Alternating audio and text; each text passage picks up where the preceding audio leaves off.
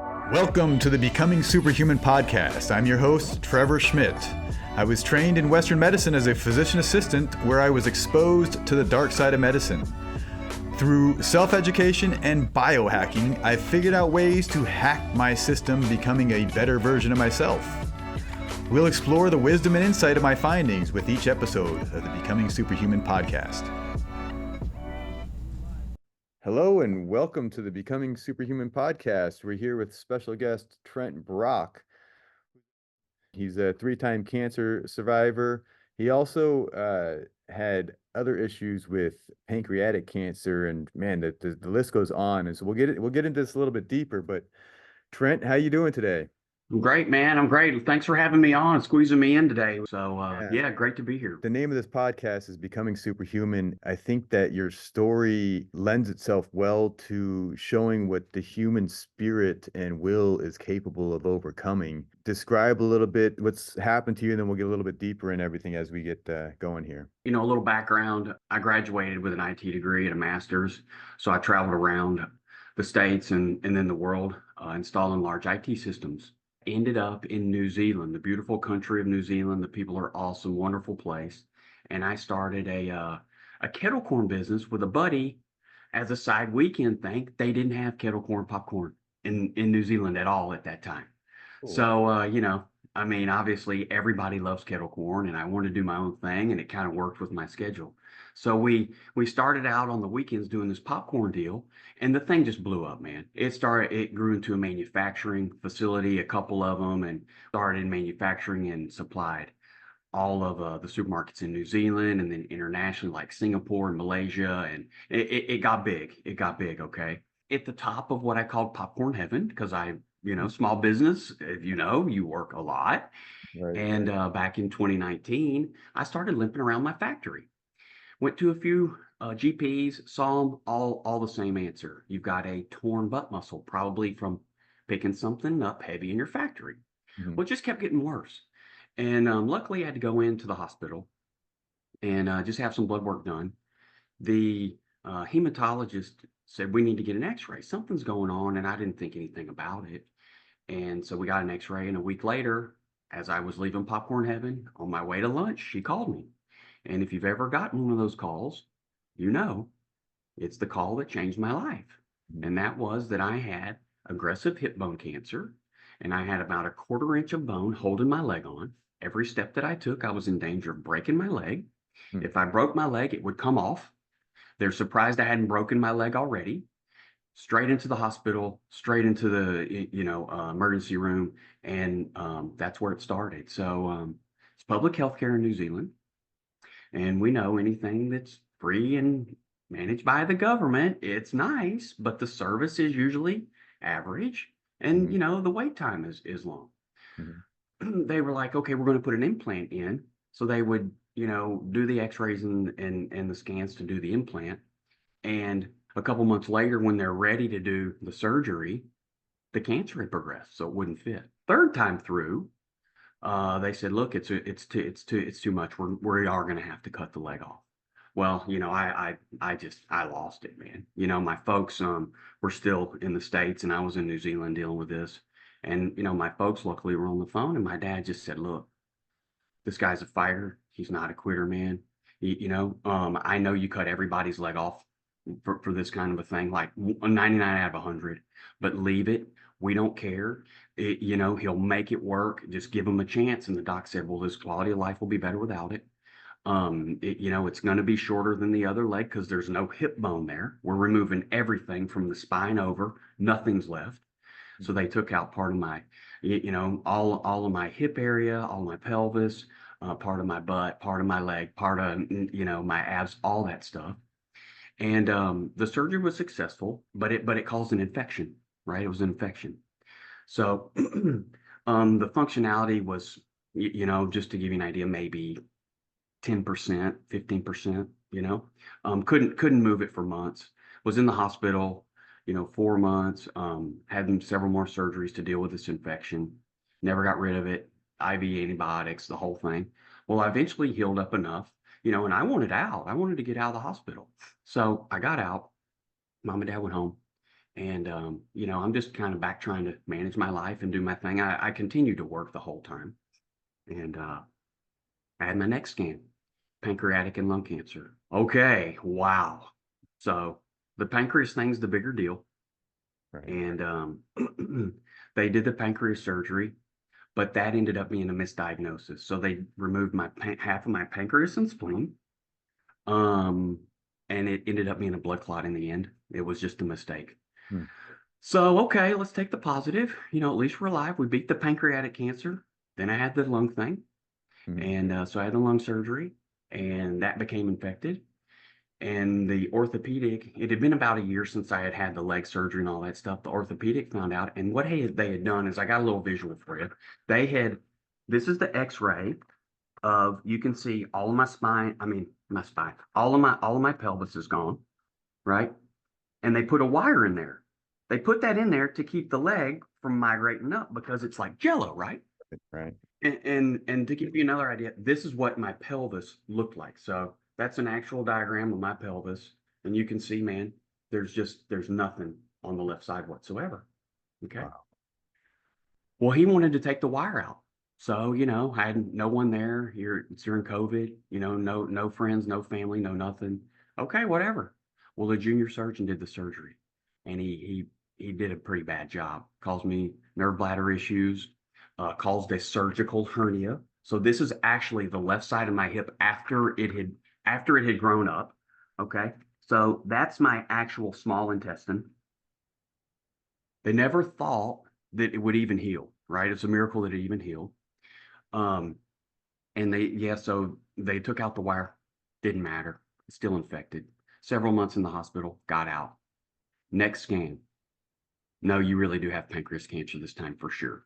Okay. This time, can we do a biopsy since he wouldn't allow it last time? We did. Right. Several months. It grew from the size of a couple of nickels on its side, okay, when we found it on the scan, in 4 months to the size of a tennis ball. Wow. Okay. Pretty aggressive. And so my I was like, you know what? I couldn't eat. I was losing weight. I could look in the mirror until I was 9. So I decided I was going to go to a private, doctor just to get another opinion. And he said, look, this is growing into your stomach. There's nothing we can do. It's too late. We won't recommend surgery. We won't do radiation. You're done for. It's over for you. Uh-huh. And I'm like, with treatment, man, the stats are less than 5% when you're diagnosed with pancreatic cancer. When you're diagnosed and with treatment. You're telling me no treatment, right? And he's like, there's nothing I can do for you. Man, that was tough. I was like, well, I went to an oncologist, gave me a year. All my other surgeons, like my orthopedic, my lung surgeon, everybody, they're like, you've had a good run. You're done. Mm-hmm. Okay. So I decided I'd go home and be with my folks. And, one day I was on the phone with my parents, after I had one of these meetings with one of the pancreatic doctors. And, my folks were solid, man. They were supportive. They were always just, they were with me, never bought into the negativity or the emotions or anything. And I could tell they're losing faith. This is going downhill. I had a buddy that had died of cancer about a year before. My aunt and uncle's godson, my brother's best friend, good friend. He left his wife and kids. And then one of my buddies about 6 months before, had a restaurant we used to go to all the time on the waterfront, went sideways, off himself. And I'm like, you know what? I'm tired of watching these sad parents bury these kids. I got to figure this out somehow. I don't care about me, but I'm going to work, so I made a decision and I figured out that I could get insurance in the States, although I didn't think I could, um, with pre-existing conditions. So the Affordable Care Act, basically saved my life. And I came back and I got, expensive, but, not break the bank insurance. Went to the local clinic instead of going anywhere, and we zapped the thing. Well, by the time we did the radiation, it was the size of a softball, man. And so we zapped it, we got it. Then I did some immunotherapy, and that prevented anything from spreading metastatically like it had done in New Zealand, which was a good move. And so my thing was, for my parents, I fought to stay alive, but for me, I want to walk again. Because with that hip and everything, in New Zealand, they told me, you'll be on crutches the rest of your life. You'll be in a wheelchair. You'll never walk again. You'll be handicapped. And I just thought, no, I'm not accepting that. Mhm. So I started working to try to find a doctor. Couldn't find anybody. Had that infection, had to find a doctor here. We did 3-month course of IV antibiotics, made me sick, was terrible, very tough, 2 hours a day, every day, really rough on me. But we got the infection. And then I'd been looking for a doctor to do a hip implant. No one, like just no possibilities. We don't have anything to bolt it to. You've had an infection. Just, everybody told me no. Well, I had an advisor here in Arkansas, an orthopedic kind of oncology advisor that I would just catch up with every 6 months. And I said, look, here's my progress and I want to try to walk again. And he said, you know what? I got a guy that I think may work for you. He's at Mayo. And I said, man, I've already been to Mayo. They've told me no. And he said, well, you haven't talked to this doctor. This guy worked for me. He worked under me as a student. And this is what he does, things that no one else can do. So right now, we're in the middle of a 3-part surgery. The first one was to clear everything out, repair the hernia, get things ready, put a temporary hip in. And last year, I got the largest, most complex hip implant that's ever been done ever. And we did procedures that have never been done. Just to give people a comparison, this is kind of what a typical hip implant would look like. So that's kind of the implant part. Okay. Mhm. This is what mine looks like. Okay. You can see it's about 7 or 8 rods. I'm sorry, screws, 3 rods in my spine, in my back. It's an engineering project, right? On a human being. Huh. So this is the $1 million piece that they created that kind of holds everything together. And it kind of works. I never get this right. It's always something, but it works it kind of holds something kind of like that. Wow.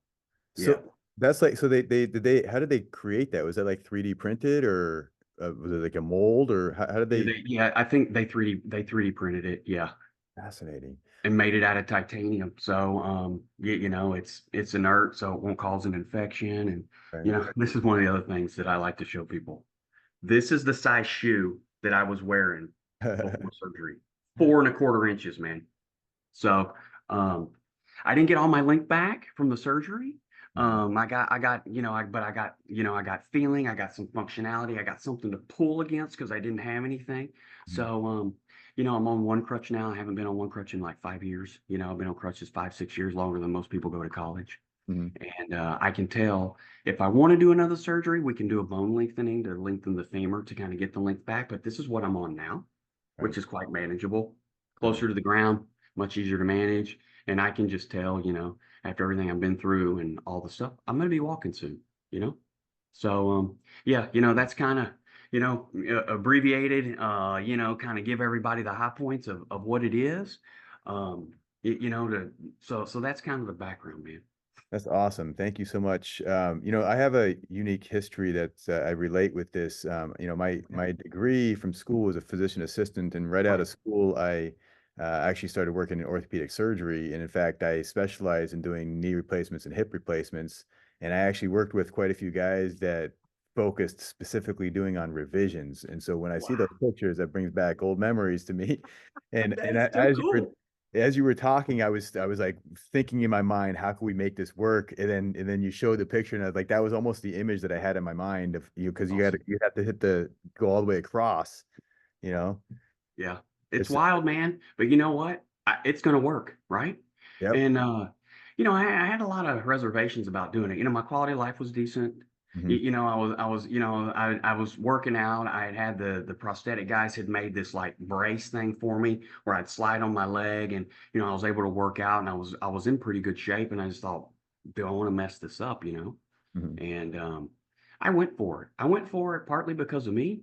I want to do it for me, but somebody's got to be the first one, right? Right. And everybody after me, right, is gonna benefit from that. And one of the things that I really appreciated that they did at Mayo for me is, I was pretty concerned about it, and I said, can I talk to one of your patients, one of your past patients, just get an idea, right? Hmm. They know what it's like on that side. They don't know what it's like on this side. And, I talked with one of the guys, and it was awesome. And I just thought, that's what I'd like to do. That's what would be cool is, I've done it all, man. I've had over 25 surgeries. I've been through all of it. I've been through the cancer thing, up and down and all around. Mhm. And, I've been on this side of it. And I think that, just sharing that with people saying, hey, this is what you got to look out for. This is what could happen. And, I've been there and you're going to go through this, but you can do it. And, that kind of thing. Yeah. Right. I mean, you have this energy about you, and it's inspiring, it's motivating. I know that that belief comes from a dark place in many cases. So what was the point in your life or in your story where like you either had to make the decision to live or to let go? What was that point for you? Yeah, it was officially kind of when I got diagnosed with the when I was holding on. I'm a spiritual, I'm a Christian, so I have my belief that got much stronger actually. And I believed that this biopsy that they were going to do wasn't going to be cancer. Mm-hmm. And when they confirmed it was, man, I just kind of started circling the drain. Hmm. And I started giving up and, thinking God's failed me. And, this is, the universe is going to beat me and I'm done for. And I did that for a couple weeks, and I sat around and my team started treating me really precious. And they're like, Trent, you don't have to come to work. You can stay at home. And I was like, okay, great. Well, I'll tell you what, I did that for about a week. Hmm. And you know what? By 10 o'clock, I'm going crazy. I'm pulling my hair out. I don't have anything to do. I'm watching talk shows on the TV. They're depressing. The news is on. No one's around. Everybody else is at work. I'm just waiting for lunchtime, and I'm thinking, this sucks. I'm sitting around here waiting to die. So I made the choice and said, you know what? I don't care. I'm going back to work. I'm going to make this popcorn thing the best I can. It'll be the legacy that lives on past me, past everyone I know. Let's do that. And on the phone with my parents that day, man, I just, I was kind of in that, I was thinking about, ending it all. I didn't want to deal with it anymore. It was terrible. I just was like this, just let me get this over with and send me home in a box. I don't care. And on the phone that day with my folks is when I made the decision. I was like, you know what? I'm going to fight for them. I'm fighting for them. I don't care about me. But let's do this for them. So how are we going to do that? What am I going to do? Right? How am I going to figure this out? And the thing is, with owning a business for 14 years and small business, I got to figure out everything. Right? It's nothing. Running a small business is nothing but a series of problem solving. That's Hmm. all I was. Super duper master problem solver. Okay. And I thought, I know that I've got less than a 5% chance, but here's the thing. You only have one life to live. You got 5 chances. I only need one chance to make this, man. So 1 out of 5, I can probably figure this out before it kills me. Hmm. And so that began to change my mindset and my thought. And I did the obvious things, right? And for the first couple of years, I just kept thinking, okay, well, I've gotten through this and it's over. I'm just going to go back to life. Well, I was like, you know what? I've finally woken up. I got to make some changes. So I began to do that. I began to change my diet. I began to look at those things and cut out some of the things that, are for sure not good for you, that aren't helpful. And then, the thing with my exercise, I couldn't even touch my toes, man. And that's the reason I wear Crocs is because I couldn't even bend over. That's the Hmm. only thing I could find to slide, you know, my feet in. Hmm. I couldn't even bend over. I started going to the gym on my birthday, right around the time I was diagnosed with pancreatic cancer, started making decisions that I had a future, that I was going to live, that no one was going to tell me that I couldn't do something. I was going to decide what was going to be for me, Hmm. right? And the mindset and the self-help thing, that was definitely the hardest. I'm just a practical guy, man. I'm Hmm. not super smart. I got good common sense. I deal with facts. This is what happened. These are the options. Choose an option, carry on, right? Very Hmm. practical. It was so hard for me to say, you know what, these doctors are wrong. For the first couple of years, that's what I listened to. They're the experts. They know everything. Actually, they don't. They don't know me. They spend a few minutes with me, they put you in a bucket, and that's what they try to do. They're trying to help you out, but that's not the end all be all, right? That's just a part for me. That's a part of what, some information that you need to take, absorb, understand, and use to make the decision for you. Hmm. And, a lot of self-help stuff, man, finding people that had beat cancer, and how had they done it, and if they can do it, I can do it. And you listen to sermons, and about miracles, that had happened, and teachings, and like, this can happen. Stuff can, it happens. People get healed all the time. Sometimes it just happens, and then sometimes it takes some time. And I'm gonna make the right decisions, every day that I can, to put myself in the best position to win today. That's Right. all I got to do. I'm not worried about what happens long term. If I just concentrate and I make the right decisions to win today, and at the end of the day, I think about it and I'm like, you know what? You won today. You bettered your chances. You put enough days of those in a row, you stay alive. Yep. That's all there is to it. It's not this super duper thing, but the mindset, man. I would put something on that I found that resonated with me, a song, or something self-help, or a sermon, or anything that I could get a hold of. And I would just hammer it and hammer it and hammer it. I would just put it on repeat. I would listen to it all night while I was sleeping. I'd wake up thinking about it, talking about it, doing it, whatever, and just get it in my mind. And the spiritual outlook, that was a very similar kind of process to do that as well. Um, and that's, that's kind of what I did, man. I cut out negative stuff. I stopped, just very simply watching the news all the time. Right. Or there were some friendships that I made some distance with that were not a positive vibe and influence for me. And so there was some things like that, but it was a process. It was definitely a process to change me, and then to also be patient for my body to follow the change. Right. So Yeah, I know that mindset is everything, really.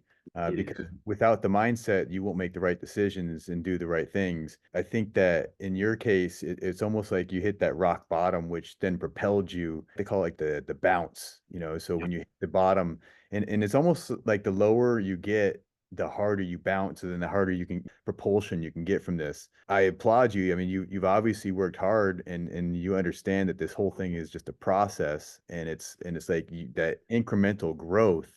That's a classic biohacking technique, in that the belief is that we just, slowly keep hacking away at this stuff. And if Mhm. you stack enough positive days in a row, then you're going to start to notice bigger and bigger changes in your life. And so, these realizations that you've had perhaps are the lessons that you and your soul had to learn.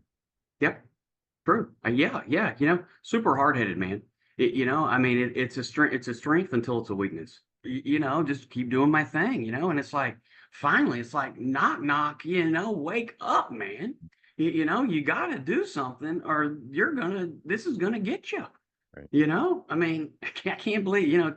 It took a few times. So Now, what would you say was, I guess, the belief of what caused the cancers? Were there things that you felt like lifestyle or habits or things that had done in the past that perhaps made you more prone to something like this? Or what was said?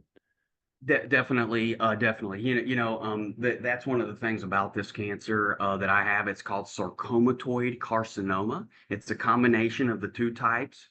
So they don't really know where it originated. It attacks tissues and bones and things like that, and it attacks organs. So you have nowhere to hide, right?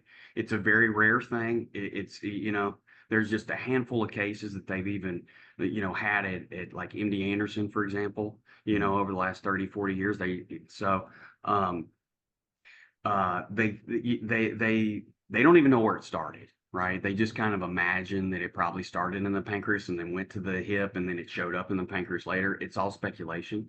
But Right. if you ask me, what I think is um, stress. I was a workaholic. I worked 100-hour weeks for years.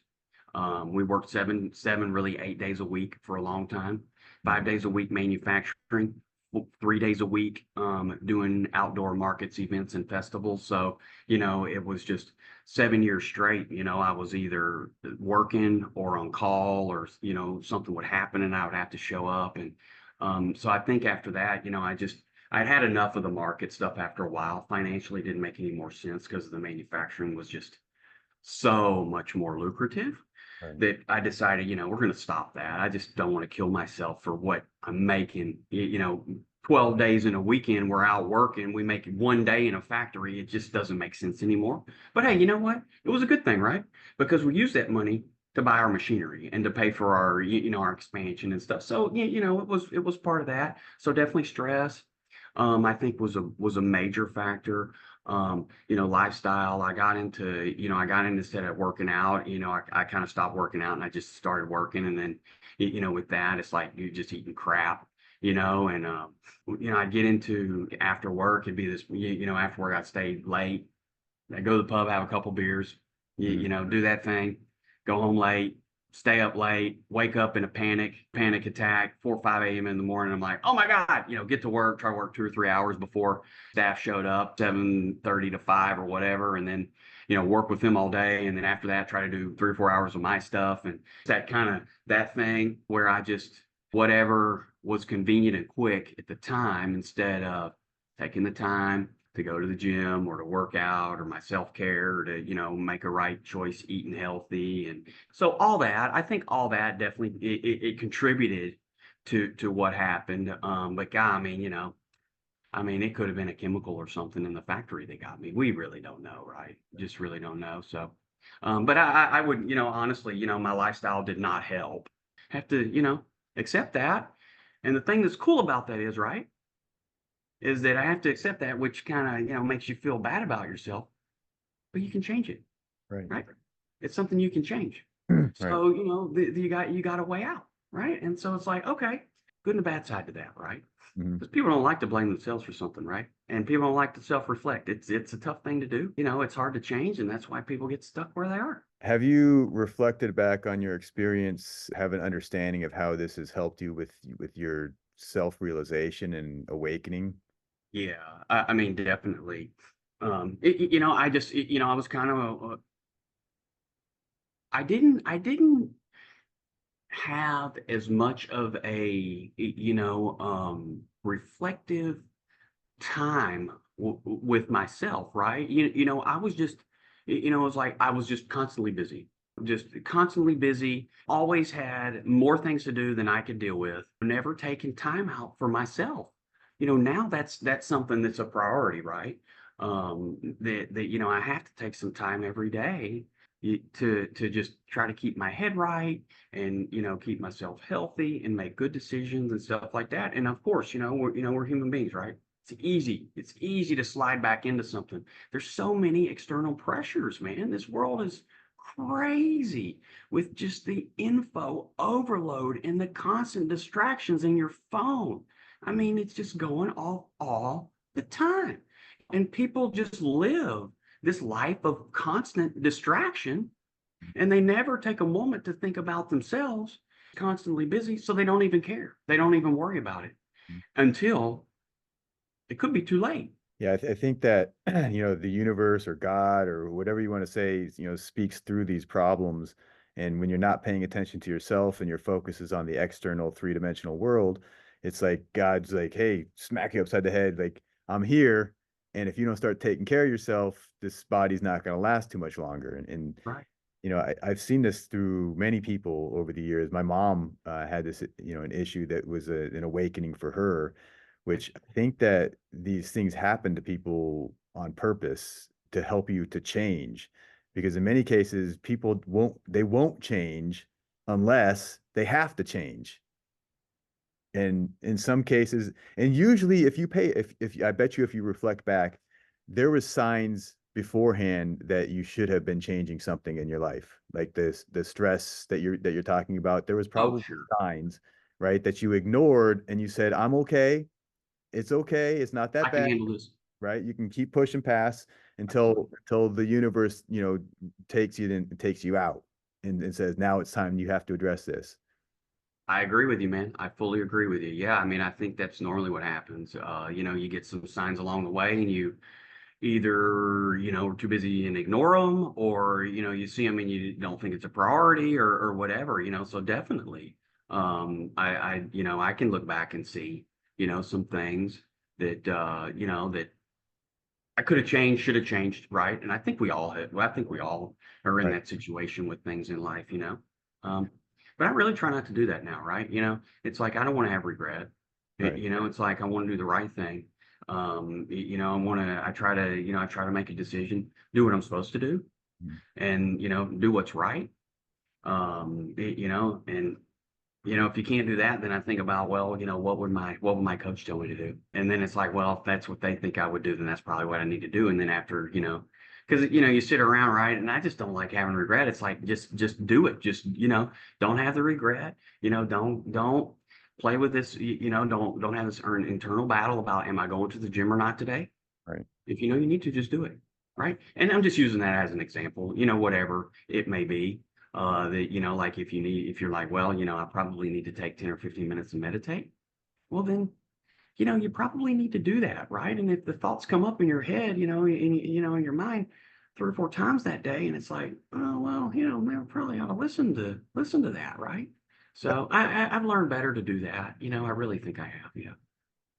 That's what, I call our internal guides. Scientifically, they say these are like chemicals or, like electrical impulses going in our brain. But, these are our internal guides. The God is speaking to us, who are super consciousness, whatever you want to call this. But, most people, they suppress those thoughts or those messages, and they're not in tune with them, or, I heard it described, there's music and radio signals going through the air right now, right in front of us. And they're there, but we can't detect them as humans. We can't detect them unless we have this little radio pick up the frequency. And I think that it's the same thing with everything in our lives. Like there's frequencies of things that we are just not picking up, that we Absolutely. have the perception of, and this information is out there. And it's only when you get in tune with that information that you're allowed to download it into your own mind. It's almost like you had to get into this certain thought perception of a down frequency, which then puts you in tune with these different thoughts, which were allowed you to raise yourself up and better, more importantly, make the decisions to take action on your desires. I mean, I very well, okay, if this hadn't happened, I very well could still be in the middle of, the popcorn business chaos, doing that, and working on fulfilling that successful dream. But I think really all this, happened to me, and it's really just my job to just do stuff like this, man.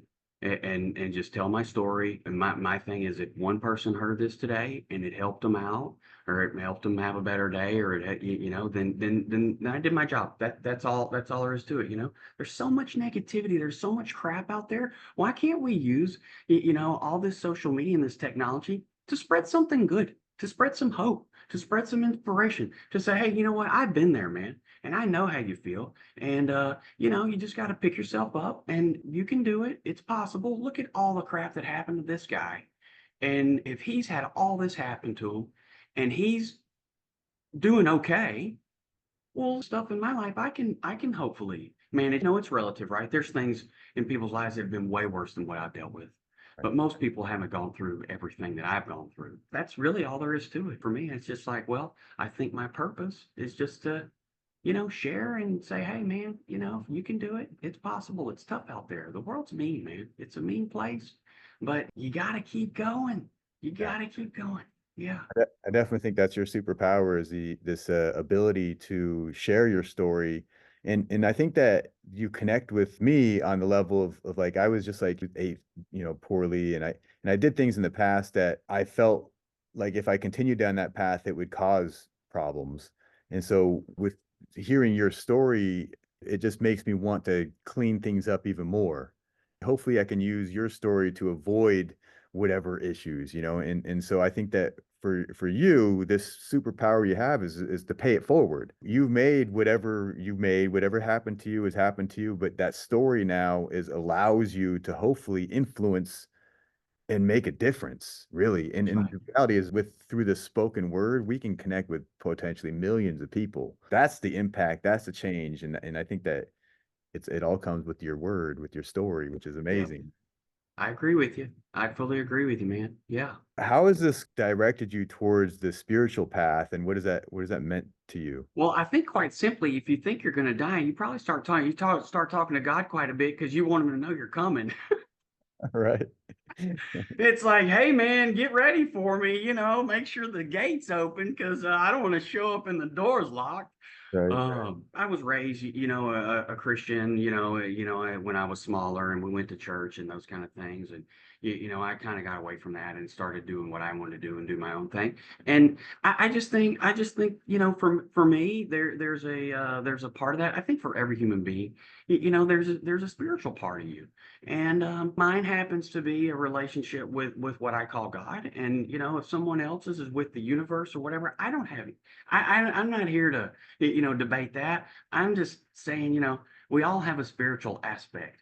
And I like to know, it's comforting for me to feel and think someone has my best interest at heart, right? That someone out there is protecting me and helping me and working with me to make sure that I have the life that I'm supposed to have, that I'm doing the things that I'm supposed to do. With all the things that happened to me in my life, I don't think, if you don't believe that there's a spiritual aspect, the human race, then you don't think I'm sitting here, man, because there have been many things that have happened.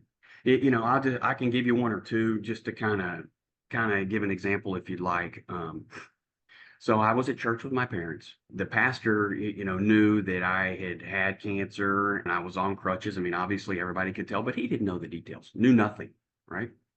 And he was up front, and it was kind of one of the services. And he's at the end, and he just said, "Look, somebody's got an infection in their hip, and it's gone. It's going to be gone." He had no idea. He had no clue, never discussed it. No one could tell by looking at me there was an infection. Everything is covered up, grown up. The only people who knew were my parents. Mhm. And I thought, this is silly. You know what, man? At the end of the service, I looked down. My leg has exploded on this incision line, you know? And it started gushing out pus and fluid and all sorts of stuff. I don't have feeling basically around my waist area, halfway down my leg. I didn't even notice until it was almost to my knee. I'm like, good God, what is? I went to the bathroom and I started cleaning myself up. It was a mess. It was a total mess. My dad had to come help me clean myself up. I had an extra pair of pants because previously what would happen is it would take months and months and months for something to heal up, and I had been healed up for months of this, but I would always carry around an extra pair of clothes because things would happen and then the incision would start leaking and weeping and stuff, and it'd be a disaster, right? So I just always carried a spare set of clothes, changed my clothes, and I thought, God, this is crazy. The next day, I'm working, it's in the afternoon, this whole thing happens again. I have to jump in the tub.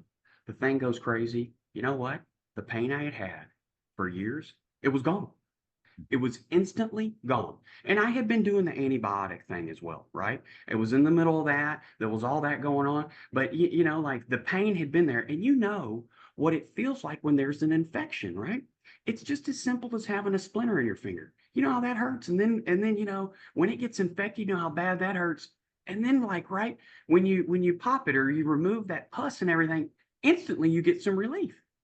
It's like instant. That's what happened, And I just thought, I don't have any pain anymore. I had pain every step I took, every time I moved my leg, every time I rolled over in the bed. It was just a chronic, very intense, sharp pain all the time. This was gone, totally gone. And I did a little bit more. I did some more of the antibiotics, and then I kind of I actually told the doctor, I said, you know what? I think we've done enough. I think we're done. This is gone. And he just said, how do you know it's gone? And I said, I just know. I just know my body, and I know. I didn't want to go weird on him. Mhm. And I said, let's do some tests. Let's do some blood tests. Let's do a biopsy. Let's do an aspiration. Let's do everything. Do some scans, whatever. Everything gone. Everything came back negative. And I needed that because without that, I wouldn't have gotten the hip operation, right? And so there's just been some things like that have happened along the way. One other thing, I was super nervous about getting this hip surgery. going through with it, I'm like, yeah, it's a risk to do this. It could turn out bad. I can really screw up the quality of life that I've worked to get to that's decent now. Mhm. Even though my leg's shorter than the other, I'm still hobbling around, but I mean, it's better than it was. And I bought this shirt. I bought this No Fear shirt that had Isaiah um, uh, 41:10 on it, right? And I thought, you know what? I'm wearing this shirt to Mayo to help me mentally. This is my thing. This is my armor. This is what I'm wearing. And I'm like, God, give me a sign that this is right. That I need to do this. A couple of days later, my buddy that I work out with at the gym, my best friend, that since I've gotten to Arkansas, man, this guy's been with me the whole time. Great guy. He bought me a cross necklace, and you know what Bible verse was on it? That's amazing. Isaiah 41:10. He knew nothing about it. Now you can call me whatever, you can say whatever, but I have no reason to, tell a story that's not true. And so I'm thinking, okay, that's all I needed. I'm going for it. And I have. And it's turning, it's been up and down. It's been tough. There have been some really tough parts of this thing with this hip. But hey, man, it was the right decision to do. I know it was. And, I'm going to get to what my goal is, which is simply just to walk around like everyone else, you know? And so there's some other things like that that have happened. But, a couple of little things, it's just impossible. How did a guy that, like had a 1% chance to keep his leg is part of the 1% chance of people that walk with it, right? There's no one that does that. And then this guy's had, basically he's been diagnosed with pancreatic cancer twice. One of them was a mess up, but it's still the diagnosis. He beat the diagnosis, and then he beat the less than 5% chance. I've had two pulmonary embolisms that could have killed me. I've had two chronic infections that very well could have killed me. I mean, it's been, on and on and on. So I'm just like, something's out there. Something out there wants me to stay here because I think I'm just supposed to just tell my story, man. That's all. It makes me think, they say testing your faith, so it's like that you keep getting tested to see if you really do believe that it's possible, right? Because at some point, I think that your will to live could be tested. And I know that as soon as you lose that will to live, that things will go downhill. Absolutely. So, It's your choice, man. It's free will. That's what's so cool about this thing. You have your inner, you have your inner spirit of guidance and all those things, but ultimately you can make the decision. You get to make the decision to get up and go to the bathroom or to go to lunch or not. No one's going to prevent you from doing that. That's what's so cool about it, that you get to decide ultimately what you want. And the thing is, no one does anything that they don't want to do, no matter what. You don't, you can't make anybody do anything. You only do what you want to do. Even if you didn't want to go to the gym, you still wanted to bad enough to make yourself, right? Right. And that's something interesting that I learned along the way too. Is it's down to one thing. What do you want? What do you want? And that's dealing with people and things like that. It's kind of the same thing. You can't make anybody do anything that they don't want to do. Yeah, I mean, those are life lessons right there, man. Yeah, And, yeah, I realized that a long time ago is I like to teach and to try and help people, but what I found was is I was trying to help people that didn't really want to be helped, yeah. and it frustrated the hell out of me. And I get then I had the realization that I'm not here to waste my time on people that don't want my help. I need to attract the people that do want my help, right? As opposed to chasing after people like I can help you, right? Yeah, absolutely. Yeah, you're exactly right. I've done the same thing, and it's like, it's just my job to share it, and then you can do with it what you want. Right. That's not that's where, the responsibility, kind of ends for me, I think. So, yeah, I think that the way this stuff works is there's a certain frequency or tone or tune that we when we speak in, and this will resonate with certain people. And I think the right person will hear it at the right time, which this is crazy how this stuff works, but the more that I do this, it seems to happen time and time again where when you say these words, like I can say them to you, but the reality is that is someone else might hear this wherever in the world at the right time to make them or allow them to shift, to make the shift of change that they need to step up to that next level. And even if just one person gets affected, then we made our difference, you know. Yep. I mean, that's all there is to it, bud. That really is, you know. So you totally gave up the business, right? Well, I saw, I came over here and and about, I've been over here for God, 3 years now. Mhm. And, I ran it remotely from here, which was another challenge all in itself, trying to run a manufacturing plant, a couple of them from halfway across the world, but we made it work. Mhm. And, I just about a year and a half ago, my business partner and I was just like, it's just not fair to the business, not fair to the team. They need somebody there. Right. We were just kind of we were maintaining, things were going fine, but we weren't, aggressively growing and, presenting new products and things like that. In 14 years of doing, one particular thing, that's a good run. I Right. had a good run at it, and I feel like, what we've talked about, it's time to kind of move into more of kind of like a speaking, coaching, kind of thing for me. Right. So yeah, 2 months ago, got rid of it officially. So yeah, Well, that's great. I mean, and now it's given you the opportunity to focus on the things that are perhaps more important to you. at this point in time, absolutely. Yep, you got it.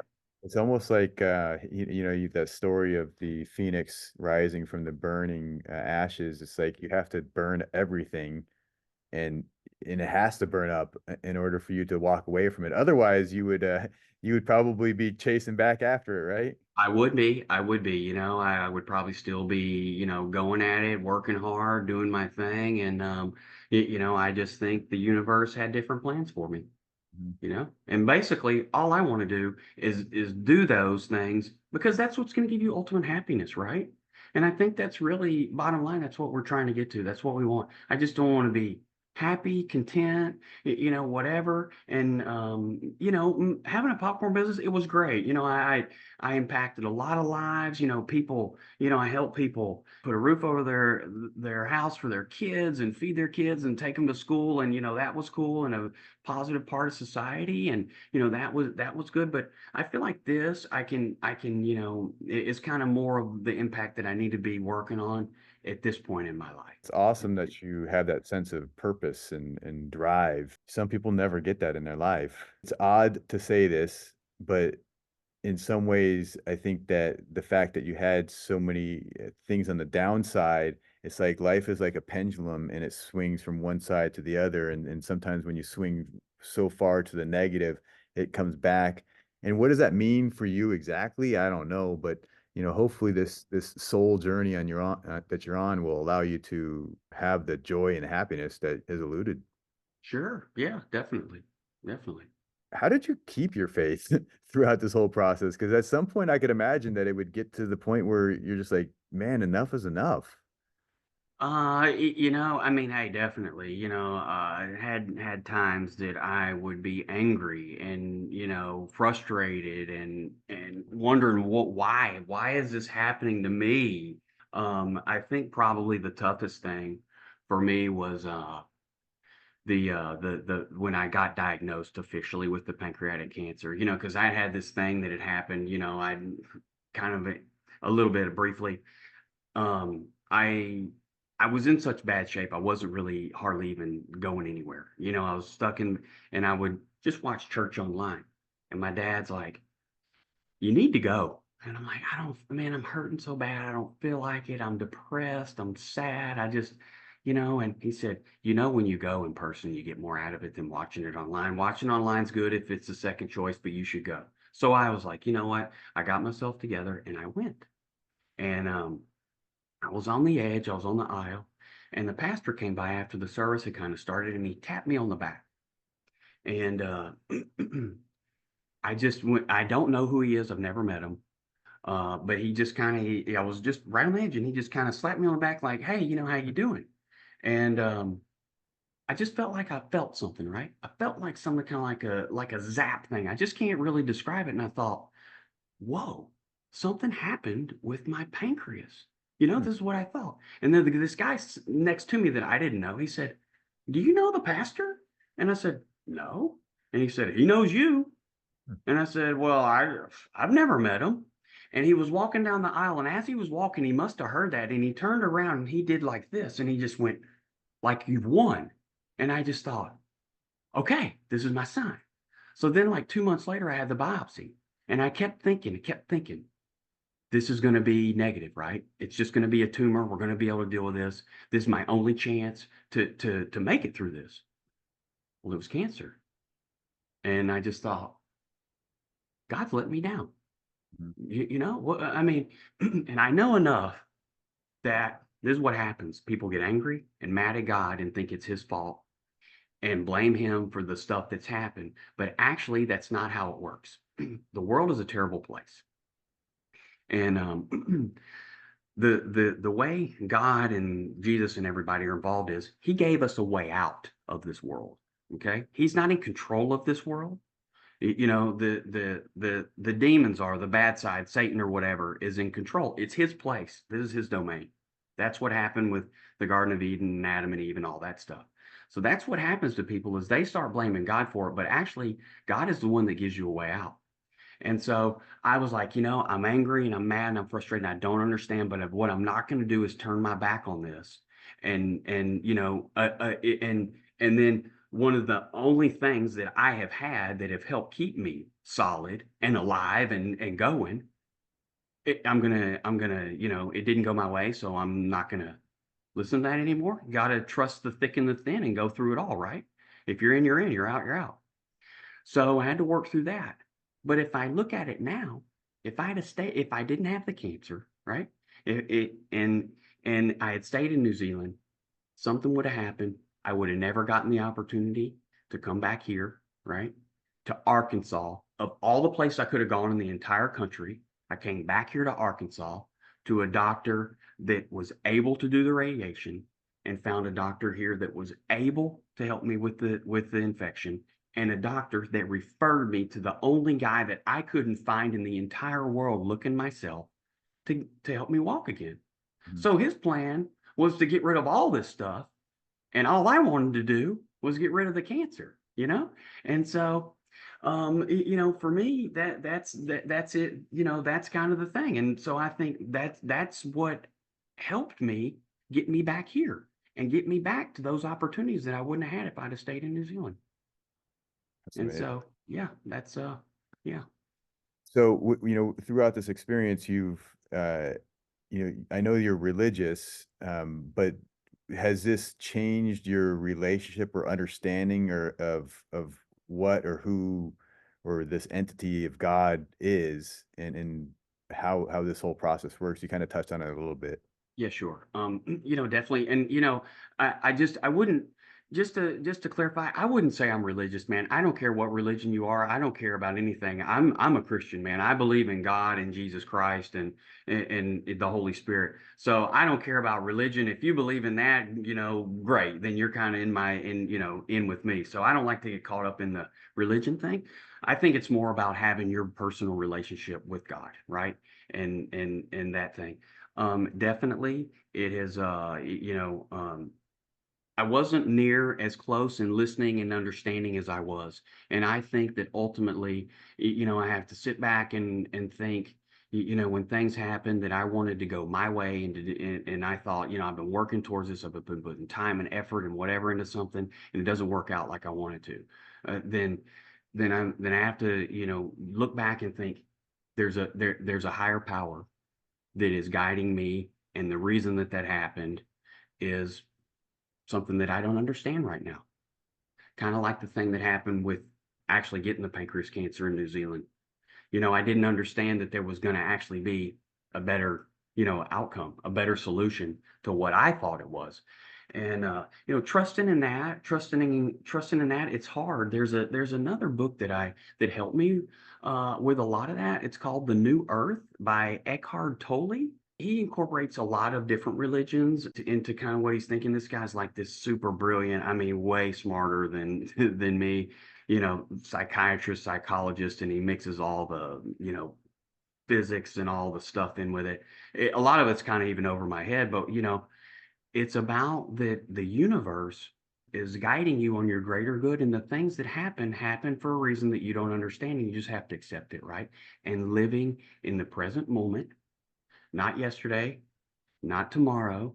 And for me, kind of one of the things with all the stuff that had happened, it was so heavy, man, going and having these conversations with these doctors like life and death. What are your chances? And it just, it's just emotionally just draining.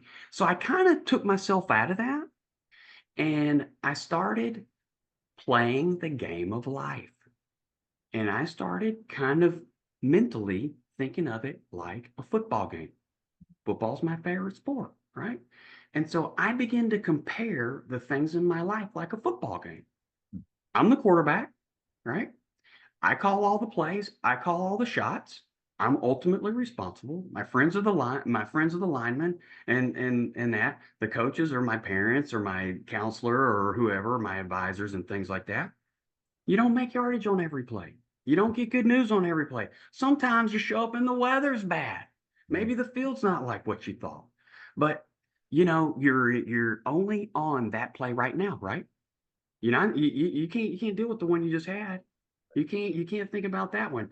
And sometimes you have a bad play. You call a bad play, you get sacked, man, you lose yardage. Mhm. You maybe have to call a timeout and go to the sidelines, talk to your coach. But the next thing, I'm going to take a break. I'm going to figure out what my next play is. And the next morning, I'm getting in there and I got another, I got yardage to make. And if you just get enough yardage, you get first down, right? You get another chance. And then you get down to it, you get a touchdown, right? And that helped me a lot.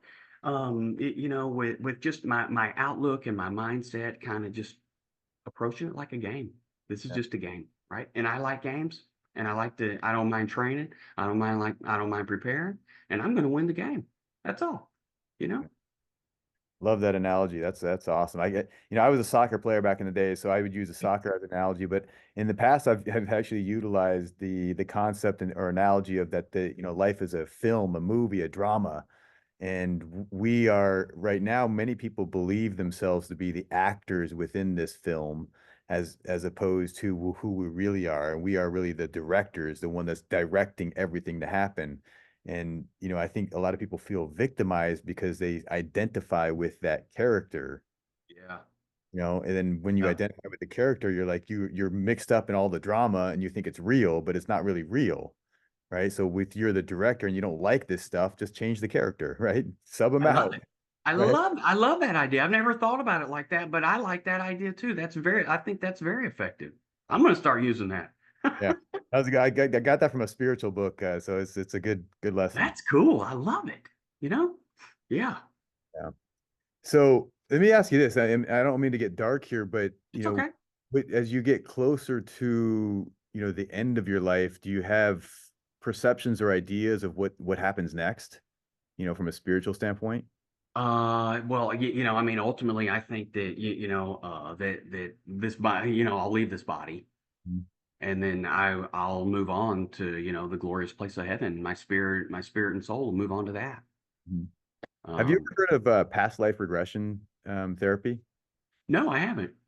So through hypnosis, there's individuals. One which I had taken a course from was her name was Dolores Cannon. She's since passed, but she was a pioneer in the past life regression where she would do hypnosis and take these people back to this space in their super conscious where they can connect with the universal being, with God, or the universal intelligence, and they would be able to access the what they've called the Akashic records, which is the records of everything. And she allowed people to go back to past lives that they had experienced, and they just had memories. And I don't know, she's like, I don't know whether this is true or not true, but she was able to do it with thousands of individuals, and they had all kinds of odd experiences, and she wrote a bunch of books about it.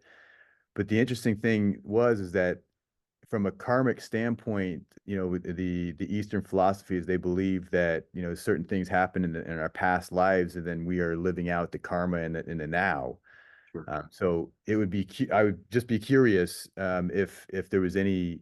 information that could be elicited from past lives. I really don't know about that. But I definitely believe that there's spirits out there, that people have a spirit and they have a soul, and that when your human body dies, that you still have that spirit. I mean, like you've been in places that feel haunted, right? That to me, that's a spirit, that's a thing. So, going back in time and, communicating with those, I don't think spirits die, man. Right. So I think it could very well be possible, and I don't understand all that stuff. I don't. And, that's kind of what faith is. You don't understand it, you just accept it, right? And that's kind of the thing with gravity. People like, or you can't hear, you can't see what I'm saying. You can't even see my words, but you can hear it. And, it's the same thing with gravity kind of thing, and it's just like, well, either you accept it or you don't. For me, it's a law of the universe. Right. So I try not to get too caught up in trying to like scientifically justify it and do that. It's like, I go by what my conscience and my feeling tells me. And it tells me that, there's something there. And for me, it's kind of the principles and stuff that are in the Bible are a good tool and a good guideline to live by. So I don't know any books that would be better, right? So yeah, that's kind of my thought about it, I guess. I love that, just the experience that you have, and that this is brings so much, we'll call it wisdom, just of actually doing. There's so many people that have read books or gone to school and they have all these degrees, and we are taught in this society to trust those authority figures as if they're the experts. But I think the real experts are the ones that have lived through and learned from experience. Because I know, as an entrepreneur, you learn from doing, Oh right? man, And there's all these courses out there, and I can take all these courses and I can learn stuff, but until you actually do these things, man, you really have no idea what you're talking about.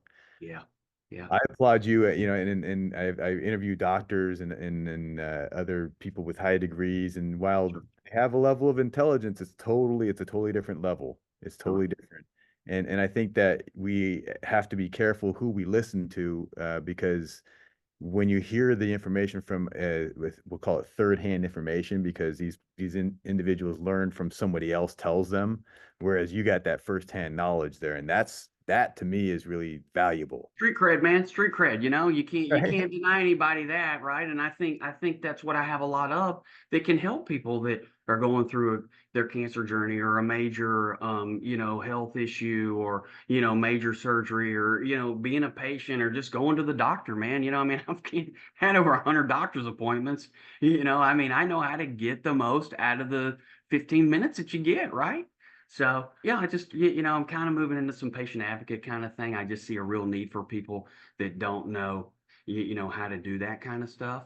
That what happens, right? You don't need it until you need it, and then you're dealing with something with your health and your life that you've never dealt with, and then you're dealing with this system and this process that's confusing and very difficult to manage, and so you're trying to deal with these two things at once. It's a lot for people to put on their plate, and I think teaching people the skills, it's kind of cool now, right out there. It's like, hire a patient advocate to help you. The medical system's broken, so hire me to help you, advocate for your health. And I'm thinking that's a noble thing.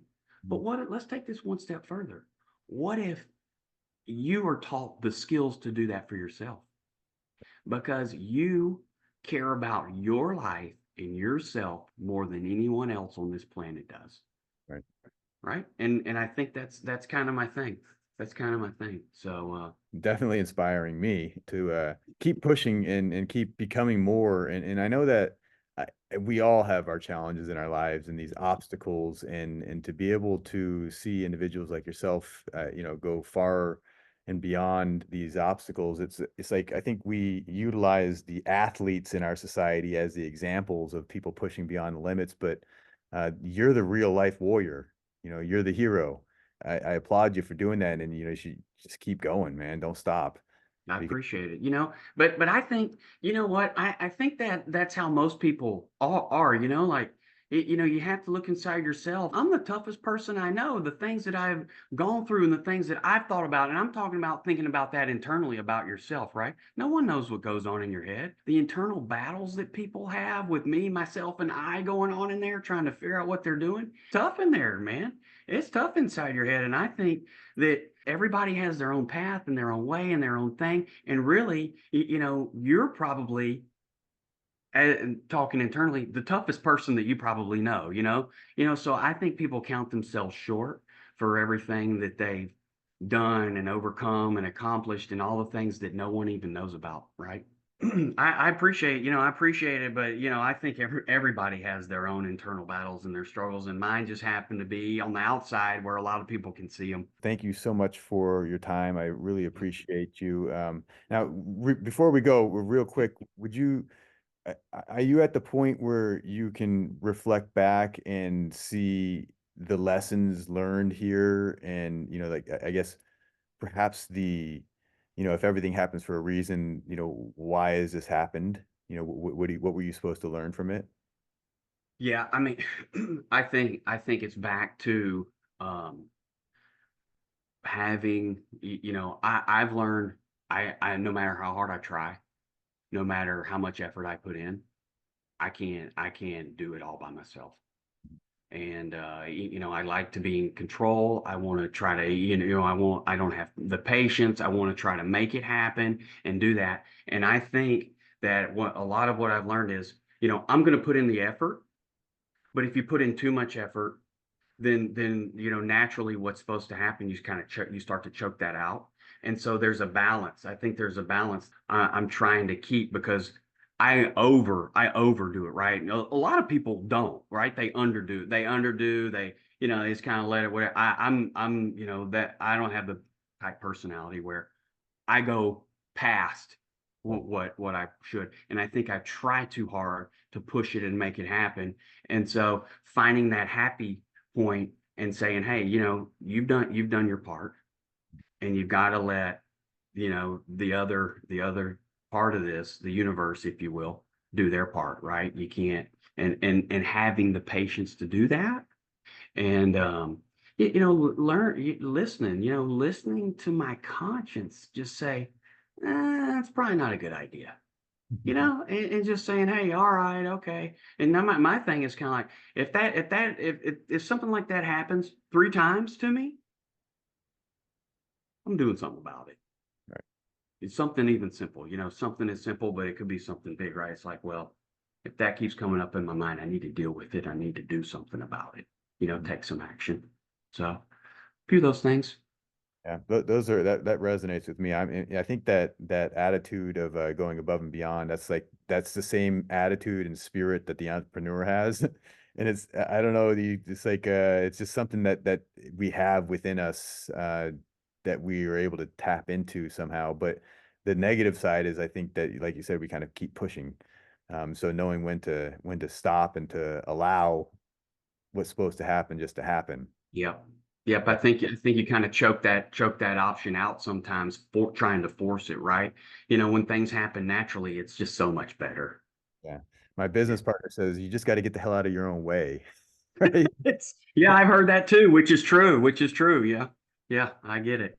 But also, I think that other mention that the lesson about listening to yourself, and that's I think the subtle lesson, that voice within us, that it's always there. And I think that you pointed out a few times that, do you see these road signs out there, these lessons, these things that happen, and they're always there. The signs are there only if you're paying attention, right? And True. so people are like blinded, or they're so busy looking at something else, or doing something else, or maybe their action is they're doing too much action that they can't see the things that are happening, or feel or sense the things that they're supposed to feel.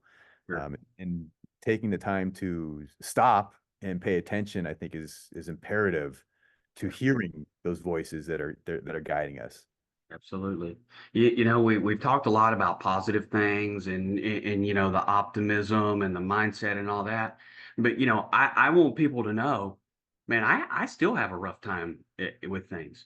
Everything doesn't go my way. I still have tough days, man. I still have really crappy things that happen to me. I still wake up in the morning, having a really bad outlook on, what today's going to be like and what today's going to hold. And I have to continue to work at the things that we've talked about. It's not a just, oh yeah, well, I read that book and now it's over. It's like, well, I read the book and I have to practice it, and then I have to practice it, consistently, right? Or things begin to fall. And I just don't want anybody to think, well, I just, now I've been through all this stuff and now I just have this perfect life and everything. No, I don't. It's not even close to that. I have tough days just like everybody else does, but most of the time, I'm gonna choose to get on top of it, man, because I just don't want anything. I can't let anything get the best of me. I want to win, man. I just want to win. I just want to. At the end of the day, I want to lay down and I want to think I did a good job on this. I did what I was supposed to do, and sometimes you don't, and then you think, well, tomorrow I'm going to work on that a little bit. That's all we can ask for, right? Just do the best That's you it, can. man. And that's where it. the faith takes in after that. You just do the best you can, and then Exactly. it's going to be taken care of.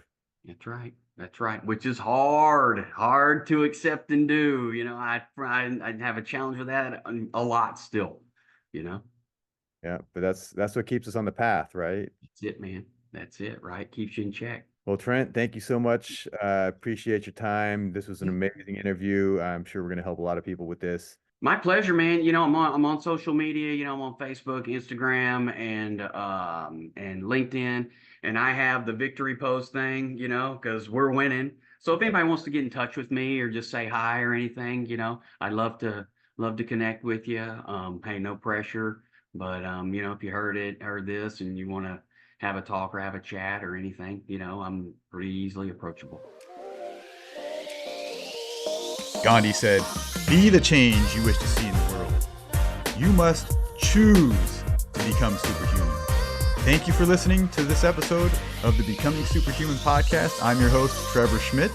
Be sure to follow our social media channels, and we'll see you next time.